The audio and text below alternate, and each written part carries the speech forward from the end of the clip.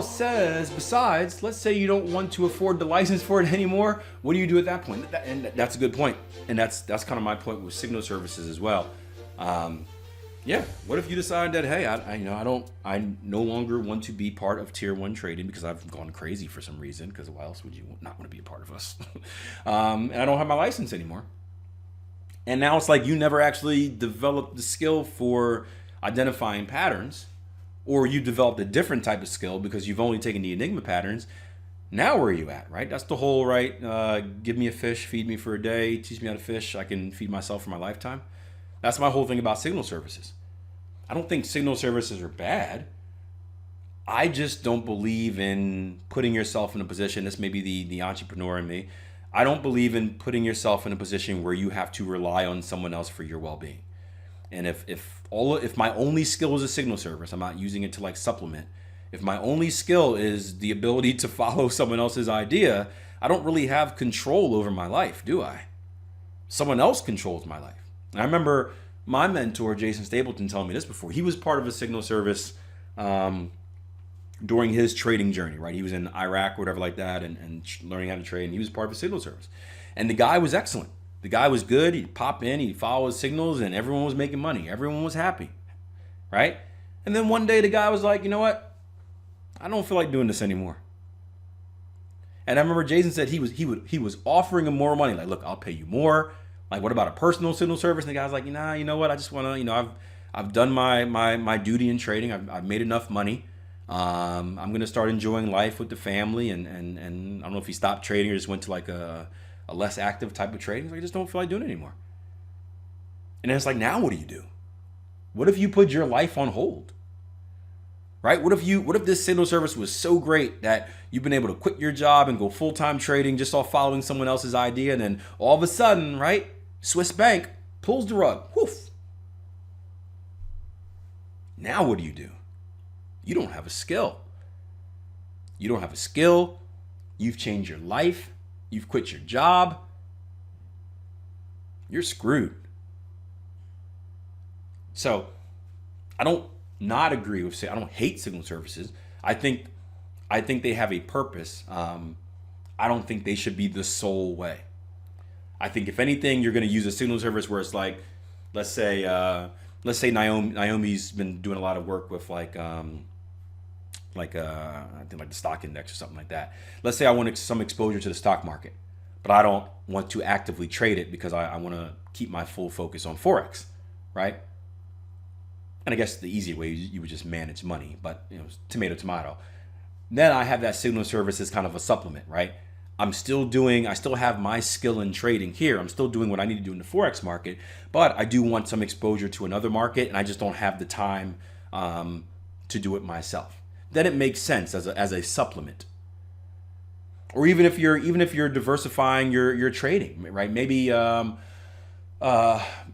Andy has a long-term signal service where he's a trend trader, long-term swing trader, right? And I'm more of a kind of a short-term day trader or counter trend trader, and I want some exposure to those longer-term opportunities, right? Now, it supplements it. It's like trading a different strategy. I'm following his signals for my long-term stuff, preferably in a different account, but I'm still doing my own work. I think it's okay as long as it's not the only option. Does that make sense? I don't think it should be the sole option because now you're relying on someone else. If it's supplementing you, at least you can make the case where it's like, okay, well, if it gets bad or he all of a sudden quits, I still have a backup plan.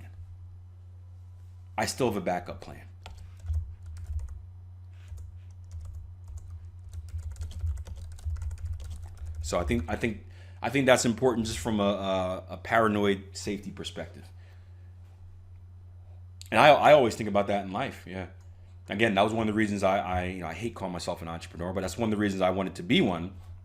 Is just from the pure fact that, I've seen the stories and I've had it happen to me as well. Again, I told you a story. I go into Planet Fitness and shovel the driveway only to get fired 5 o'clock in the morning. Right? I didn't do anything wrong. Perhaps I opened my mouth a little bit too much, but aside from that, didn't do anything wrong. The fact was that my livelihood was in someone else's hands. Someone else could at any point in time say, we're done. We're downsizing. Right? I'm sure we've heard all those stories. I've got a friend that, I mean, shoot, bad situation, right? He was fired from one job, a job that he's been doing his entire life. That was not his only skill, but that was his main skill.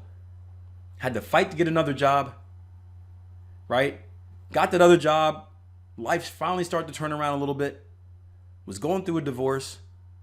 Unfortunately, lost his kid. And then got fired from the job he got. Golly. You don't wish that on your enemies.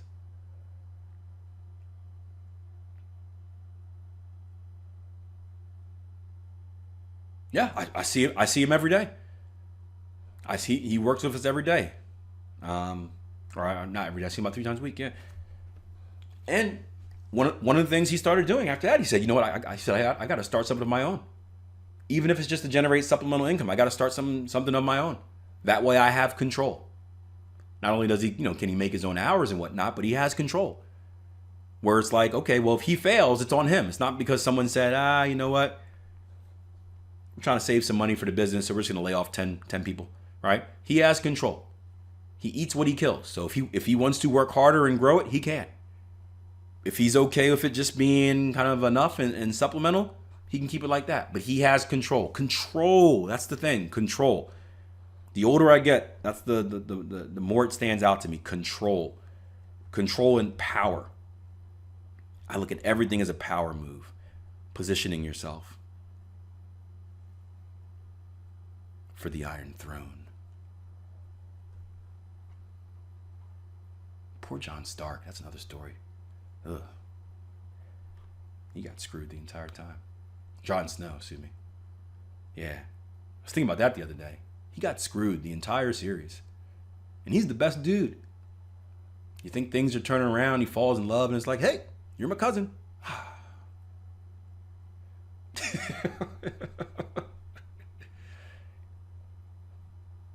Anyway.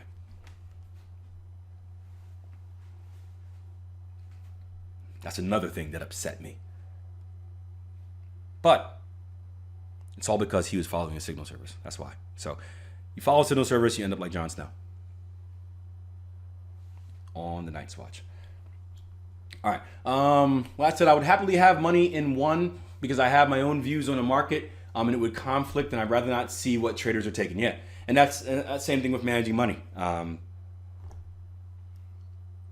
Yep. At that point, like Latch is saying, like, I don't, look, I just want to make money. I don't really care what you're doing. I have different views than you, but you're a printing press. Print some of that money for me. Growing that business in different markets.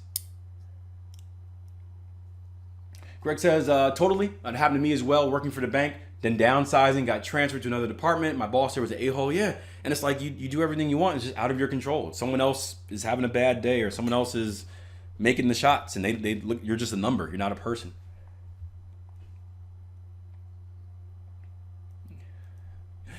Addie says, everyone was related somehow. Well, look, we're all human beings. Aren't we all related? We are technically all related. Which probably has you looking at your significant other in a different way now. But we're technically all related. We're all human beings fighting the good fight against the aliens and the robot apocalypse. I hope I'm not bloody related to my girlfriend. You are, just don't think about it. Just don't think about it. Makes it better.